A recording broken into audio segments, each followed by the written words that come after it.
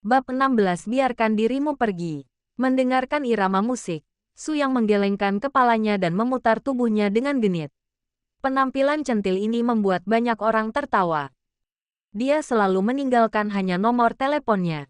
Dia tidak pernah mengizinkanku mengantarnya pulang. Aku dengar kamu pernah jatuh cinta padanya Gelombang. Aku juga tidak bisa melepaskan diri Gelombang. Kamu bilang kamu tidak bisa belajar berpura-pura menjadi keren Gelombang. Iramanya ceria dan hampir semua orang bisa menyanyikannya. Su Yang menggoyangkan tubuhnya dan menyenandungkan sebuah lagu. Dia mulai menari persis seperti dalam video klip di layar. Postur menarinya begitu menawan dan menggoda sehingga membuat orang tertawa. Suasana menjadi panas, dan beberapa orang mengambil mikrofon, mendentingkan gelas, minum dan bernyanyi. Su Yang merasakan tatapan orang banyak dan sudut mulutnya sedikit melengkung. Dia sudah memikirkan adegan ini berkali-kali, tetapi karena dia pemalu, dia hanya memikirkannya dalam benaknya. Sekarang aku bisa bersikap terbuka dan genit. Xiao Xiao, Sister Wei, apa ini? Gadis di sebelah Bai Wei dan pria lainnya menatap tindakan Su Yang dengan heran, dengan senyum di wajahnya, dan tidak bisa menahan tawa. Bagaimana mengatakannya? Ketika pria menjadi genit, wanita benar-benar tidak punya apa-apa untuk dilakukan. Lagi pula, lelaki yang genit selalu lebih menarik daripada lelaki yang munafik. Teman kuliahku Gelombang, Song Xiao Xiao melihat situasi di depannya, mengangkat tangannya dengan ponselnya untuk merekam video, dan mengirimkannya ke grup teman sekelas. Dia bahagia dan dia juga ingin menjadi orang yang menyenangkan. Oh, benar juga, dia punya pacar. Song Xiao Xiao sepertinya teringat sesuatu, dan langsung mengingatkan gadis-gadis di sampingnya. Jangan dipikirkan, bersenang-senang saja, dia mentraktir kita hari ini. Pintu ruang pribadi itu didorong terbuka lagi. Oh, Gelombang kali ini kelompok pria, tapi jumlahnya tidak banyak, hanya 3. Melihat suasana yang panas, semua orang menggelengkan kepala dan berjalan ke ruang pribadi. Dia dengan santai membuka gelas anggur dan berdenting-denting gelas dengan beberapa orang. Kak Gelombang, kalian semua ada di sini. Lama tak berjumpa. Cantik. Perkenalkan, ini Koko. Dan ini pacarnya Chen Ming. Bai Wei segera memperkenalkan mereka pada Su Yang. Ini Su Yang. Bai Wei menatap Su Yang di sampingnya dan berkata sambil tersenyum. Tuan Suku akan mentraktir kita malam ini Gelombang. Halo. Su Yang menatap Chen Ming di depannya sambil tersenyum. Dia cukup tampan. Halo, saudara Su. Chen Ming mengulurkan tangannya dan berjabat tangan dengan Su Yang. Masih merasa sedikit tidak nyaman. Berapa banyak orang yang berjabat tangan saat bertemu sekarang. Namun, justru perilaku seperti inilah yang membuat Chen Ming merasa aneh di dalam hatinya. Tetapi entah mengapa juga meninggalkan kesan tentang Su Yang di dalam hatinya. Setidaknya dia tahu bahwa Su Yang sangat sopan. Bai Wei kemudian memperkenalkan orang-orang lainnya. Pelayan di samping memegang nampan berisi anggur dan gelas di atasnya. Dia menuangkan secangkir minuman untuk Su Yang dan menyerahkannya padanya. Melihat ini, Su Yang mengulurkan tangan dan mengambil gelas anggur. Orang-orang lainnya mengambil sendiri anggur yang ada di meja. Bangun. Setelah mendentingkan gelas, ia menyesap anggur dalam gelas. Su Yang mengerutkan kening. Tidak enak, 35 yuan. Sayalah yang mengeluh tentang ini. Pelayan di sebelahnya melihat Su Yang mengerutkan kening dan segera mengganti anggur dengan sangat bijaksana. Dia mengganti cangkir dan menuangkan gelas ke cangkir Su Yang. Orang-orang di sekitar agak bingung dengan pelayanan pelayan yang penuh perhatian. Dengan cara apa? Setelah itu, dia berdiri di samping dengan tenang seperti orang yang tak terlihat. Su Yang masuk, duduk di kursi, mengambil sebotol air dan menyesapnya.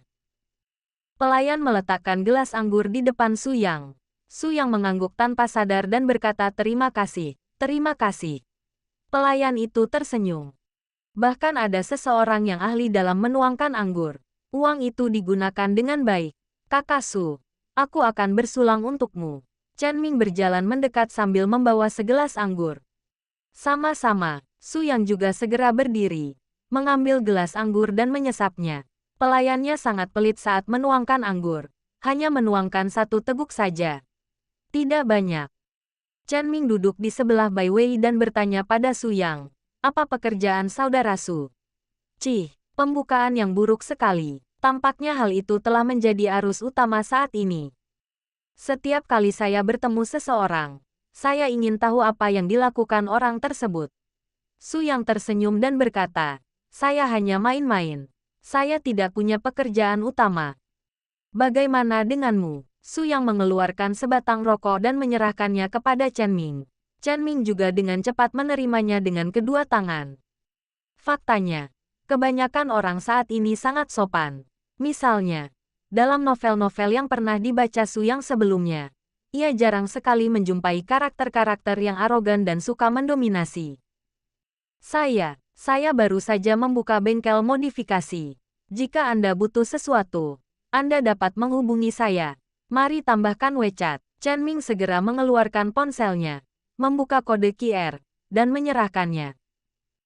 Su Yang memindai kode QR milik pihak lain, mengirim lamaran, dan bertanya, harganya sekitar 500.000 atau 600.000 yuan. Mobil mana yang lebih cocok untuk dipamerkan? 5 atau 600.000.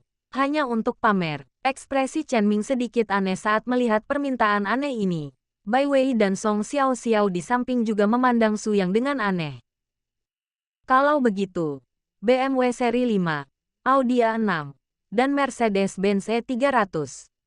Semuanya hampir sama, meskipun Chen Ming bingung. Dia mengatakannya secara langsung. Su Yang mengangguk pelan saat mendengar ini. Dia tidak tahu banyak tentang mobil. Mungkin aku tidak punya kebutuhan apapun dan aku belum mencapai level itu. Jadi dia terlalu malas untuk memahami hal-hal ini. Sekarang setelah saya memiliki kemampuan ini, saya mungkin sebaiknya mempelajarinya. Dan karena saya akan pulang kampung untuk pamer di tahun baru, sudah sewajarnya saya harus membeli mobil. Terima kasih. Su Yang memberi isyarat dengan gelas anggur dan meminumnya dalam satu tegukan. Chen Ming juga mengambil gelas anggur dan menyesap anggurnya. Orang-orang lainnya tampaknya tidak ingin berkomunikasi dengan Su Yang. Mereka berkumpul di sekitar gadis itu, minum-minum dan menyombongkan diri. Dan Su Yang terus memegang mikrofon dan bernyanyi. Tujuan utamanya adalah relaksasi, bernyanyi, minum, dan sesekali menyanyikan sebuah lagu bersama orang lain. Kelompok orang-orang itu tidak terlalu aneh, sebaliknya, mereka akur. Tidak ada terlalu banyak hal duniawi. Dan tidak ada perbandingan. Yang ada hanyalah permainan dan minum-minum biasa. Mereka tidak saling mendesak untuk minum. Mereka hanya minum dan bermain-main. Dan Su Yang menyaksikan adegan itu sambil tersenyum. Sepertinya teman-teman Bai Wei semuanya baik. Setidaknya mereka tidak memaksanya minum. Mereka semua datang ke sini untuk bersantai. Sambil menatap ke depan, kedua gadis itu mengambil mikrofon dan mulai bernyanyi. Yang satu menawan, dan yang satunya jelas-jelas seorang ratu tetapi dia menyanyikan Pleasant Goat and Beautiful Ship dengan penampilan yang imut dan naif. Su Yang bersandar di sofa, menatap kotak rokok yang kosong. Pelayan di samping segera datang, membungkuk pada Su Yang dan bertanya, Tuan Su, apakah Anda butuh bantuan membawa rokok? Ya, tolong bawakan saya 2 bungkus Huazi. Su Yang menatap pelayan itu dan menenangkan diri sejenak. Terima kasih. Sama-sama, pelayan itu menyingkir, mengatakan sesuatu lewat intercom, lalu terus berdiri bersandar di dinding. Setelah minum sedikit, saya mulai melompat-lompat dan lampu warna-warni yang tergantung di langit-langit berkedip-kedip. Ini memberinya pengalaman baru. Tahukah kamu, ini benar-benar hal baru. Dulu, bahkan saat kami makan malam bersama, sekelompok orang hanya akan minum-minum. Setelah mengobrol dan membual, Su Yang merasa seperti orang terpinggirkan. Dalam situasi seperti ini, Su Yang benar-benar ingin tidak terlihat.